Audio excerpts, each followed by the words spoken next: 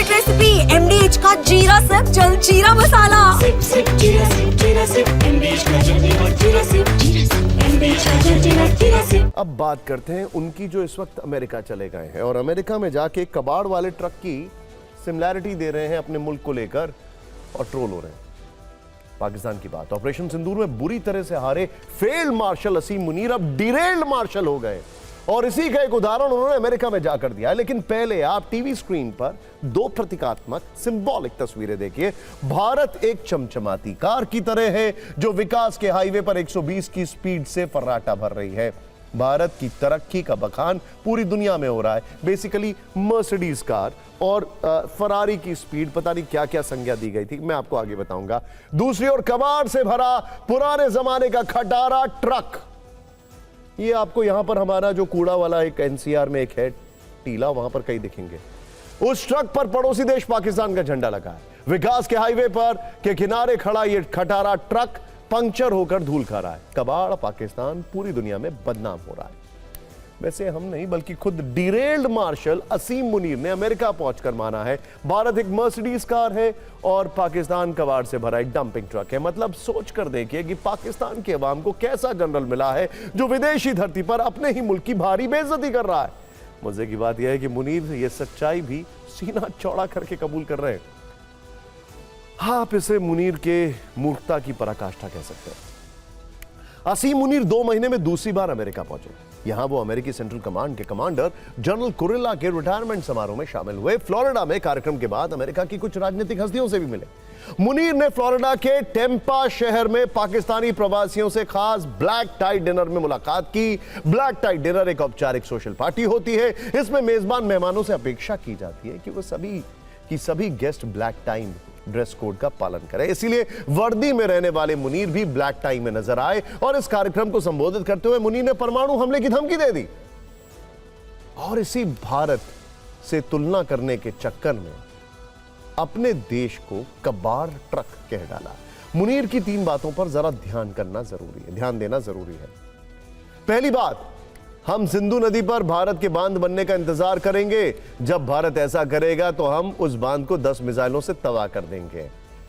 पहलगाम आतंकी हमले के बाद भारत ने सिंधु जल संधि को सस्पेंड कर दिया था। इसी के बाद से पाकिस्तान आज तक भारत की इस वाटर स्ट्राइक से परेशान है। मुनीर ने दूसरी बात यह कही कि हम एक परमाणु शक्ति संपन्न देश हैं। अगर हमें लगेगा कि हम डूब रहे हैं तो हम अपने साथ आधी दुनिया को डुबो देंगे। मुनीर को आप पाकिस्तान का शेख चिल्ली भी कह सकते हैं जो बड़ी बड़ी डींगे मारने का चैंपियन है लेकिन अंदर से डरपोक और कायर जनरल है। और तीसरी बात, मर्सिडीज वाली कही। मुनीर ने माना कि भारत हाईवे पर फरारी की तरह चमकती हुई मर्सिडीज है। फरारी की तरह मर्सिडीज है। अब भगवान बचाए इनकी ऑटोमोबाइल नॉलेज को, खैर। लेकिन हम बजरी से भरा हुआ एक डंपिंग ट्रक है। अगर ट्रक कार से टकराता है तो सोचिए नुकसान किसका होगा। इतना तो साफ है कि फील्ड मार्शल असीम मुनीर ऑपरेशन सिंदूर में पिटाई से अब तक नहीं उभरे और अब तो मुनीर ने डिप्लोमेटिक एटिकेट्स को भी अपने कबाड़ के ट्रक में लोड कर दिया है और अमेरिका की धरती से भारत को परमाणु हमले की धमकी दी है। यह बात भारत के लिए ज्यादा चिंता वाली है क्योंकि अमेरिका भारत का मित्र देश है। ऐसे में भारत ने मुनीर के साथ साथ अमेरिका को भी बयान जारी करके करारा जवाब दिया है। विदेश मंत्रालय ने क्या कहा आपको देखना चाहिए। पाकिस्तान के आर्मी चीफ ने अमेरिकी दौरे पर जो बयान दिया है उस पर हमारा ध्यान गया है। परमाणु धमकी देना पाकिस्तान की पुरानी आदत है। अंतर्राष्ट्रीय समुदाय पाकिस्तान के इस तरह के गैर जिम्मेदाराना बयान पर गौर करके निष्कर्ष निकाल सकता है। पाकिस्तान न सिर्फ क्षेत्रीय सुरक्षा बल्कि वैश्विक सुरक्षा के लिए भी खतरा है। यह भी खेदजनक है कि इस तरह के बयान एक मैत्रीपूर्ण राष्ट्र की धरती से दिए गए हैं। भारत पहले ही स्पष्ट कर चुका है कि वो न्यूक्लियर ब्लैकमेलिंग को बर्दाश्त नहीं करेगा। हम हमारी राष्ट्रीय सुरक्षा के लिए हर संभव कदम उठाएंगे। सुना आपने। अब मुनीर की परमाणु हमले की धमकी के पीछे ऑपरेशन सिंदूर में पाकिस्तान की जबरदस्त हार है। सिर्फ 80 घंटे में पाकिस्तान घुटनों पर आ गया था और पाकिस्तानी डीजीएमओ ने गिड़गिड़ाते हुए सीजफायर की भारत से गुजारिश की थी। मुनीर इस सच से न्यूक्लियर ब्लैकमेलिंग कर ध्यान भटकाना चाहते हैं। भारत का पहले से ही स्टैंड क्लियर है। पाकिस्तान की परमाणु ब्लैकमेलिंग नहीं चलेगी। गोली का जवाब गोलों से दिया जाएगा। पाकिस्तान की न्यूक्लियर धमकी को हमने झूठा साबित कर दिया।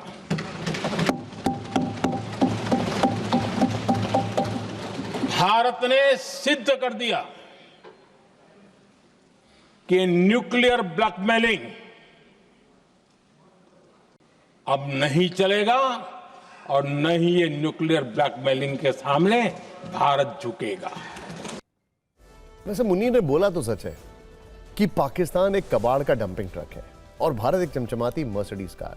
उनके इस बयान को सच्चाई के लेंस से भी देखना जरूरी है। अर्थव्यवस्था की बात करें तो भारत की इकोनॉमी $4.19 ट्रिलियन है, जबकि पाकिस्तान की इकोनॉमी $37.37 ट्रिलियन है। यानी भारत की अर्थव्यवस्था पाकिस्तान से 10 गुना से अधिक बड़ी है। व्यापार की बात करें तो भारत का कुल आयात निर्यात मिलाकर $1736 अरब है, जबकि पाकिस्तान का आयात निर्यात $92 अरब है। भारत का विदेशी मुद्रा भंडार $700 अरब का है, जबकि पाकिस्तान के पास विदेशी मुद्रा भंडार सिर्फ $15 अरब ही है, वो भी उसने किसी तरह से मांग कर जुटाए हैं। रक्षा बजट की बात करें तो भारत का रक्षा बजट $86 अरब का है, पाकिस्तान का सिर्फ $10 अरब का है। शिक्षा हो, स्वास्थ्य हो, मेडिकल साइंस हो या फिर स्पेस साइंस हो, भारत से पाकिस्तान का कोई मुकाबला नहीं है। अंतरिक्ष में इसरो चंद्रयान पहुंचा रहा है, मंगल मिशन की तैयारी कर रहा है, हम सूरज के करीब पहुंच रहे हैं। पाकिस्तान आज भी चांद पर जाने के लिए चीन के भरोसे है। कई बात परमाणु हथियारों की, जिसके बिना पर मुनीर ने भारत को अमेरिका की धरती से धमकी दी है, तो उन्हें जान लेना चाहिए कि पाकिस्तान के पास कुल 170 परमाणु बम हैं, जबकि सीप्री की रिपोर्ट के अनुसार भारत के पास 180 से ज्यादा परमाणु बम है। इंटरेस्टिंग बात क्या है? इंटरेस्टिंग बात यह है कि पाकिस्तान दुनिया भर से कर्ज मांग रहा है और भारत, यूरोपियन यूनियन, इंग्लैंड, हर कंट्रीज के साथ एक अलग फॉरेन ट्रेड टाई अप कर रहा है। पाकिस्तान के भिखारी अलग मुल्कों से भगाए जा रहे हैं, गधे बेचकर पैसे कमा रहा है और भारत दुनिया में नॉलेज सेंटर के तौर पर देखा जाता है। अब देखिए पाकिस्तान के पत्रकार क्या कह रहे हैं।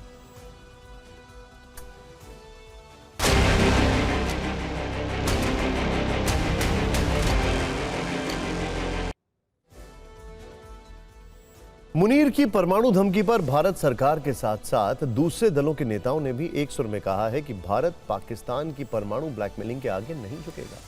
मुनीर सच्चाई से दूर है। ऑपरेशन सिंदूर में पाकिस्तान की सरकार और सेना ने 4 दिन में घुटने टेक दिए थे।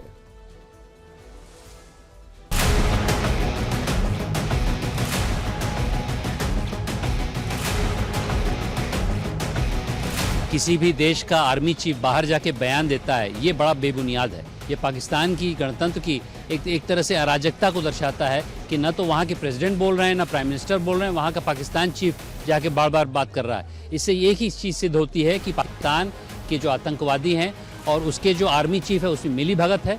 देखिए, मुनीर फौजी आदमी, फौज की भाषा बोलता है, वो सच्चाई से बहुत दूर है। 4 दिन में तो घुटने टेक दिए थे। पाकिस्तान का जर्रा जर्रा हिंदुस्तान की सेना के निशाने पर आ गया था। अब आधी दुनिया तबाह करोगे।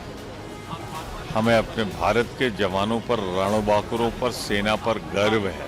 वो हमें पूरी सुरक्षा देने में समर्थ। अपने देश के लोगों को खुश करने के लिए इसी तरह की वो बातें कर रहे। उनके देश में बहुत गरीबी चल रही है, बहुत अनबन चल रही है और इससे लोगों का ध्यान हटाने के लिए इसी तरह की बातें करते हैं। उस पर ध्यान देने की जरूरत नहीं है। हमारी कंट्री बहुत स्ट्रांग है और बिल्कुल सुरक्षित है, उसमें कोई दो राय नहीं है। पाकिस्तान का सेना प्रधान जो है एक गुंडा ऐसा बात करते हैं और है भी वो गुंडा, एक टेररिस्ट है, उनसे और क्या आशा कर सकते हैं। ऑपरेशन सिंदूर में करारी हार के बाद असीम मुनीर का मानसिक संतुलन जो है वो बिगड़ गया है, इसीलिए वो अब डिरेल्ड मार्शल असीम मुनीर हो गए। लेकिन मुनीर के लिए अब भी वक्त है, संभल जाएं। प्रधानमंत्री मोदी और army chief general Upendra Dwivedi दोनों की चेतावनी ध्यान से सुने। जनरल उपेंद्र द्विवेदी ने कहा कि अगला युद्ध जल्द हो सकता है, हमारी तैयारी पूरी है। पीएम मोदी ने नौसेना से कहा कि हमने आपके मुंह से निवाला छीना है, आपको फिर से मौका मिलेगा। पीएम मोदी ने नौसेना से यह बातें किस समय कही, उसके केंद्र में पाकिस्तान कैसे है, आपको ये बड़ी बात जाननी चाहिए। जैसा कि आप जानते हैं कि भारत पाकिस्तान में सैन्य संघर्ष 4 दिनों तक चला। 10 मई को दोनों देशों में युद्ध रोकने पर सहमति बनी। मीडिया रिपोर्ट्स के अनुसार उसी दिन सुबह पीएम आवास पर एक हाई लेवल मीटिंग हुई। इस मीटिंग में सेना प्रमुख उपेंद्र द्विवेदी, वायुसेना प्रमुख air chief marshal AP Singh और नौसेना अध्यक्ष एडमिरल दिनेश त्रिपाठी शामिल हुए थे। इस मीटिंग में पीएम मोदी ने नौसेना प्रमुख से कहा था कि हमने आपके मुंह से निवाला छीना है, आपको फिर से मौका मिलेगा। खबर है कि इंडियन नेवी उस समय अरब सागर में एयरक्राफ्ट कैरियर आईएनएस विक्रांत के साथ रेडी थी। नेवी के कई जंगी जहाज आधुनिक हथियारों से लैस पाकिस्तान पर हमले का इंतजार कर रहे थे। कराची पोर्ट पर हमले की योजना बना ली गई थी, लेकिन नौसेना को ऐन वक्त पर रोक दिया गया था।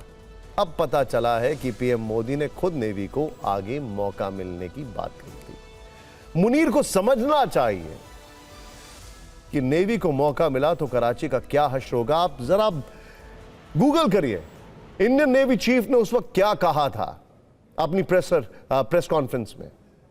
मुनीर को वो भी देखना चाहिए। नेवी आज भी हमले के लिए तैयार है। भारतीय नौसेना आज से अरब सागर में युद्धाभ्यास करेगी। यह ड्रिल 2 दिन तक चलेगी। भारतीय नौसेना ने इसका ऐलान पहले ही कर दिया था। इंडियन नेवी के ड्रिल से घबराए पाकिस्तान ने भी इस समय अरब सागर में युद्धाभ्यास शुरू कर दिया। दोनों देशों ने अरब सागर में अपनी अपनी सीमाओं में ड्रिल के लिए नोटिस टू एयरमैन यानी नोटैम जारी किया हुआ है। वहीं इंडियन आर्मी की बात करें तो दुश्मन के खिलाफ उसकी तैयारी कैसी है, तो यह जानकारी सेना प्रमुख के ताजा बयान से मिली है। सेना प्रमुख जनरल उपेंद्र द्विवेदी आईआईटी मद्रास गए थे। ध्यान से देखिएगा, वहां एक कार्यक्रम को संबोधित किया। ऑपरेशन सिंदूर पर बात करते हुए उन्होंने जल्द ही नया युद्ध छिड़ने की आशंका जताई। कहा कि 22 अप्रैल को पहलगाम में जो हुआ उसने पूरे देश को झकझोर दिया था। 23 अप्रैल की बैठक में रक्षा मंत्री ने पहली बार कहा था कि अब बहुत हुआ। इसके बाद सेना को फ्री हैंड दिया गया, जो करना है आप तय करें। हमने 9 में से 7 आतंकी ठिकाने तबाह किए, कई आतंकियों का अंत किया। इसके बाद पाकिस्तान को दुस्साहस करने पर मुंहतोड़ जवाब दिया। अगली बार यह खतरा कहीं ज्यादा हो सकता है। अगला युद्ध जिसकी हम कल्पना कर रहे हैं जल्द हो सकता है। हमें उसके अनुसार तैयारी करनी होगी। ये लड़ाई मिलकर लड़नी होगी। जनरल उपेंद्र द्विवेदी ने यह भी कहा कि अगली बार दुश्मन अकेले नहीं आएगा, वो किसी देश के समर्थन से चैलेंज देगा। हमें उसके लिए भी तैयार रहना होगा। As far as the gray zone is concerned, which are the principal players in this complete thing?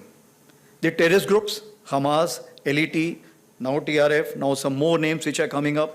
They will be permanent part, at least the India is concerned. Of course, the Guardian Force is concerned. This is the invisible, if I can say that, the non-kinetic handlers. And this is where you all come into play in a big way. Because today war has 4 quadrants. I will not have time to explain the 4 quadrants. But the non-kinetic quadrant is something which you can start today. And the next war which we are looking at, it may happen soon. And we have to prepare accordingly, as already been brought out by Director, that in this we have to fight this battle together. This non-kinetic has to be fought together. ये है secret recipe MDH का जीरा SIP जल जीरा मसाला। SIP SIP जीरा SIP MDH का जल जीरा सिप MDH का जल जीरा सिप।